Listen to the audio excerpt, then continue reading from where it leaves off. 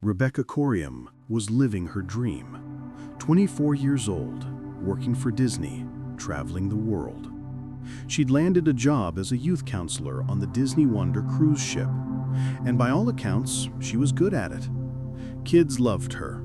Crew members liked her. She was the kind of person who lit up a room. Early in the morning, she boarded the ship in Los Angeles.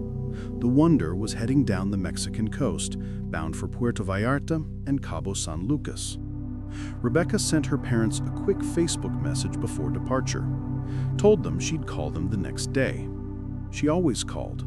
They spoke every day. But that call never came. Instead, her parents received a different call, one from Disney. Their daughter had vanished. The last confirmed sighting of Rebecca Coriam was captured on CCTV at 5:45 in the morning. She was in the crew lounge, on an internal phone line. The footage shows her wearing oversized men's clothing that clearly didn't belong to her. Her body language told a story. She looked distressed, upset. Something was wrong. The call ended. Rebecca hung up the phone, and then she was gone. 3 hours later, she didn't show up for her shift. By then, the Wonder was already off the coast of Mexico. A search began. Crew members combed the ship. They checked every deck, every corridor, every possible space.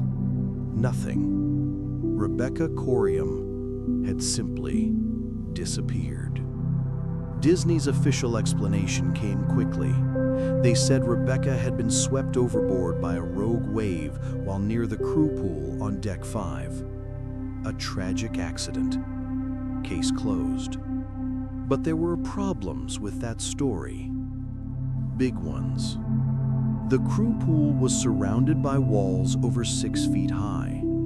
A wave powerful enough to sweep someone over those walls would have caused visible damage to the ship. There was no damage. The sea conditions that morning were calm, normal. And there was something else. The CCTV footage showed Rebecca on Deck 1, 4 levels below where Disney claimed she went overboard. Her parents flew from England to Los Angeles when the ship returned to port.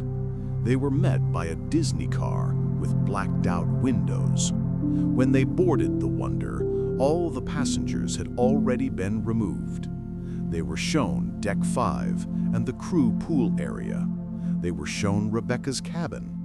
And they were shown a single sandal that had allegedly been found near the pool. Just one sandal. Disney said it belonged to their daughter. The Coriams didn't believe the rogue wave story. Neither did the crew members who knew Rebecca. When a journalist named John Ronson went undercover on the Wonder months later, several crew members told him the same thing. Disney and the Bahamian police knew more than they were saying. Some crew members had been instructed to say nothing if asked about Rebecca's disappearance, to act like it never happened. A detective from the Bahamas flew to the ship to investigate. He spent time aboard while it was docked in Los Angeles. But when the Coriams asked him about his findings, he told them he'd only investigated for 1 day. He'd interviewed a few crew members, no passengers. The investigation was minimal at best. The detective later declared Rebecca's disappearance not suspicious. The Bahamian police closed the case. But the questions wouldn't go away. Rebecca had confided in a close friend on the ship about her personal life. She'd been in an intense relationship with another crew member. The relationship had ups and downs, dramatic highs and lows. The friend believed Rebecca might have been talking to her partner during that early morning phone call. Maybe that explained why she looked so upset on the CCTV footage. There were whispers of something darker. Years later, allegations surfaced about possible sexual assault. Some investigators believed Rebecca had been the victim of foul play. British officials started asking questions. Members of Parliament got involved. They criticized Disney's handling of the case. They called the investigation appalling. They pointed out that Disney seemed more interested in getting the ship back to sea than finding out what happened to one of their crew members.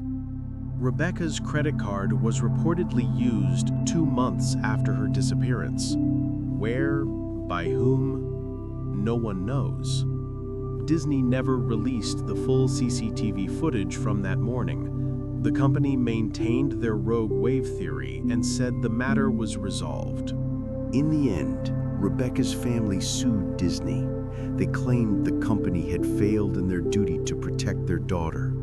They said Disney waited too long to notify authorities. That crucial time was lost. The case eventually settled out of court.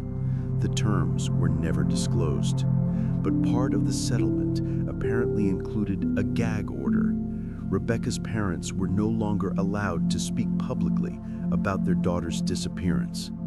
The website they'd created to gather information was taken down. And that's where the story ends. Not with answers, but with silence. More than a decade has passed. Rebecca Coriam is still missing. What happened in those early morning hours aboard the Disney Wonder remains unknown. Was it truly an accident? A relationship gone wrong? Something more sinister?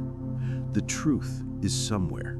Maybe on those CCTV recordings that were never released. Maybe in the memories of crew members who were told to stay silent. Maybe out there on the water, where over 170 passengers and crew members have disappeared from cruise ships since the year 2000. Many of those cases were never seriously investigated, never widely reported. Rebecca Coriam was someone's daughter, someone's friend, a young woman who loved her job and called her parents every single day, until one day, she didn't. The Disney Wonder continues its cruises, families bored with their children, excited for their magical vacation at sea. They don't know about the youth counselor who vanished, about the investigation that never really happened, about the parents who flew across an ocean searching for answers they would never receive. Rebecca's last Facebook message to her parents was simple: "I'll call you tomorrow." Tomorrow never came.